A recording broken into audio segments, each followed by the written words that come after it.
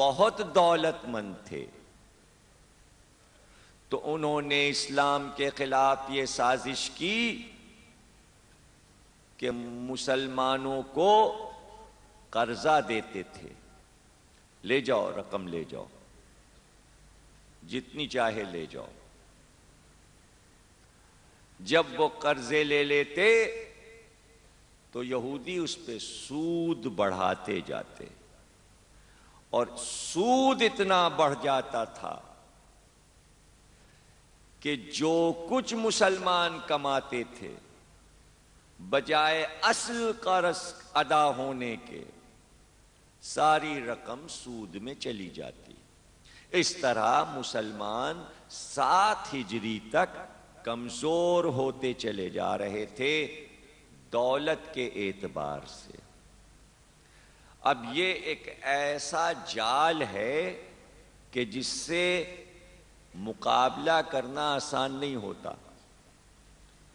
جو بچے جوان بیٹھے ہیں یہاں، اگر وہ کامرس پڑھتے ہیں یا اکنامکس پڑھتے ہیں یا بینکنگ سے ان کا تعلق ہے تو وہ آسانی سے اس بات کو سمجھ سکتے ہیں کہ سود کا معاملہ ایسا ہے کہ یہ ایک جنجال ہے، جو اس میں پھنس گیا وہ اس میں گرفتار ہو گیا۔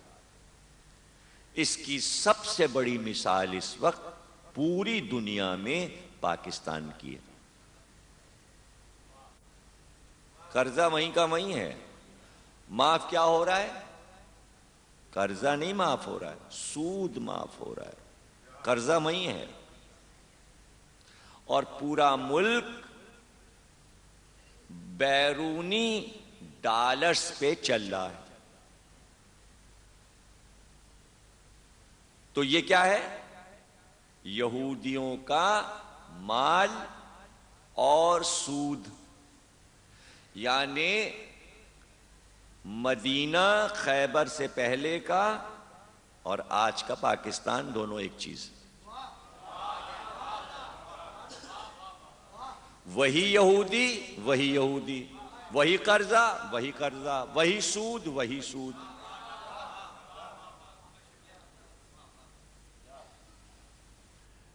اب کیا کریں رسول اللہ؟ اس نظام کو سنبھالنا مشکل تھا۔ اسلام کا اپنا تو کوئی سکہ تھا نہیں، سکہ کوئی نوٹ تو چھپتا نہیں تھا کہ وہ سکہ پھیلا کے کچھ کنٹرول کیا جاتا، اکنامکس کے ذریعے کچھ کنٹرول ہوتا۔ تو اللہ نے اپنے حبیب پر وحی کی کہ ہم تم سے یہ کہتے ہیں کہ اس کا علاج ایک ہے، اور وہ یہ ہے کہ جتنے یہودی مدینے میں رہتے ہیں سب کو نکال باہر کرو۔ قرآن میں حکم آ گیا، حضور نے حکم دیا سارے یہودی یہاں سے نکل جائیں، مدینہ خالی کر دیں۔ یہودی سمجھ گئے کہ اس اعلان کا مطلب یہ ہے کہ اگر نہیں جائیں گے تو تحقیق کر دیے جائیں گے، اس لیے جائیں۔ سارے یہودی پورا مدینہ خالی کر کے بھاگ گئے، چلے گئے۔ اب مدینے سے نکالے گئے تو انہوں نے جہاں جہاں یہودی آباد تھے، تبوک میں، طائف میں، حجاز میں، جہاں جہاں آباد تھے سب کو خط لکھ کے کہا سب ایک جگہ اکٹھا ہو جاؤ، ایک جگہ جمع ہو جاؤ۔ اور مدینے سے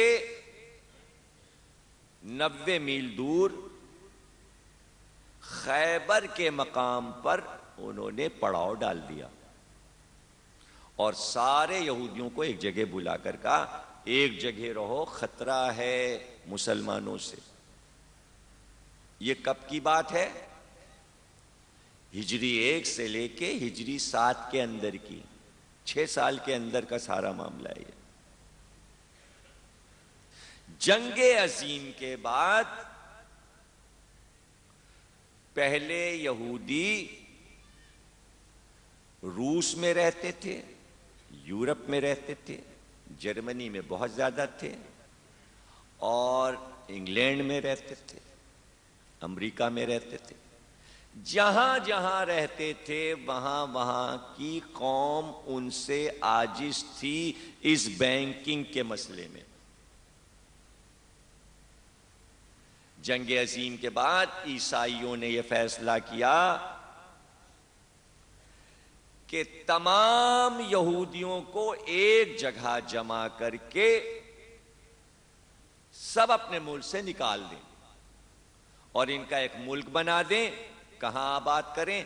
ان کو فلسطین میں لے جا کے ایک زمین پر آباد کر دو۔ جب وہ وہاں آباد ہو گئے تو سن 50 میں انہوں نے یہ اعلان کر دیا کہ یہ ہمارا ملک ہے، اور اس کا نام اسرائیل رکھ دیا۔ چھوٹی سی پٹی ہے وہ اسرائیل۔ اسرائیل حضرت یعقوب کا لقب تھا۔ حضرت یعقوب کے سب سے بڑے بیٹے کا نام یہودا تھا، ان کی نسل یہودی کہلاتی ہے، یہودا سے یہودی۔ یہ 12 قبیلے تھے، حضرت یعقوب کے 12 بیٹے تھے، 12 بیٹوں کی اولاد یہودیوں کے 12 قبیلے بنے۔ 12 میں سے 11 ایک جگہ رہے اور ایک قبیلہ کہیں غائب ہو گیا، چھپ گیا۔ وہ حضرت یوسف بن امین کی نسل سے تھے۔ چلتے چلتے ملک شام سے ہجرت کرتے کرتے جانے کہاں غائب ہو گئے۔ بہت دنوں کے بعد پتہ چلا کہ یہ قبیلہ یہودیوں کا 12واں قبیلہ غائب ہو کر افغانستان میں جا کر آباد ہو گیا۔ چونکہ وطن سے نکلے تھے اس لیے راتوں دن چیخ چیخ کر رویا کرتے تھے، روتے تھے۔ لیکن یہودی روتا ہے۔ جب فلسطین میں بیت المقدس میں ہیکل سلیمانی کے سامنے یہودی جاتے ہیں تو دیوار کے پاس بیٹھ کے روتے ہیں۔ روتے کس بات پر ہیں؟ کہ ہمارا ملک حضرت موسیٰ کے دور میں جتنا بڑا تھا اور سلطنت ہماری جیسی تھی، پروردگار ہم کو وہ سلطنت واپس کر دے۔ اپنی سلطنت چھننے پر رو رہے ہیں، اور ہیکل دیوار سلیمان کے پاس اس کا نام ہے دیوار گریا۔ تو 11 قبیلے تو دیوار گریا میں رو رہے تھے اور ایک قبیلہ یہاں رو رہا تھا۔ تو قریب کا ملک ایران تھا، تو اتنا روتے تھے کہ رونے کی آوازیں ایران تک آتی تھیں۔ سب مل کے روتے تھے نا، پوری قوم۔ تو فارسی میں ایران والے کہتے تھے فغاں کر رہے ہیں، فغاں، یہ قوم فغاں کر رہی ہے۔ فغاں کی جمع ہے افغاں، تو ان کا نام ہی پڑ گیا افغان، یعنی رونے والے لوگ۔ خامخواہ ہمارے اوپر الزام ہے کہ ہم روتے ہیں۔ کون نہیں رو رہا؟ سبھی رو رہے ہیں۔ فرق یہ ہے کہ ہم نبی کے نواسے کو رو رہے ہیں، کسی سلطنت کو نہیں رو رہے ہیں۔ مال اور دولت پہ نہیں رو رہے ہیں، کچھ طلب نہیں کر رہے ہیں، بلکہ آنسوؤں کا خراج دے رہے ہیں اسے۔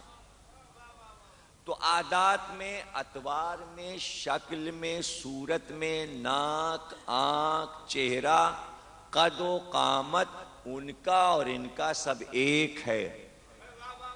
پرانی دشمنی چلی آ رہی ہے۔ سوال یہ ہے کہ 11 سے چھپ کر یہ 12واں قبیلہ غائب کیوں ہوا تھا؟ اس لیے کہ 11 کے 11 ایک کے دشمن ہو گئے تھے، اس لیے چھپ گئے تھے۔ جہاں پتہ پاتے ہیں کہ یہ ہے تو وہ 11 مل کے مارنے لگتے ہیں۔ تو یہ آپس کی لڑائی ہے، آپس کی لڑائی۔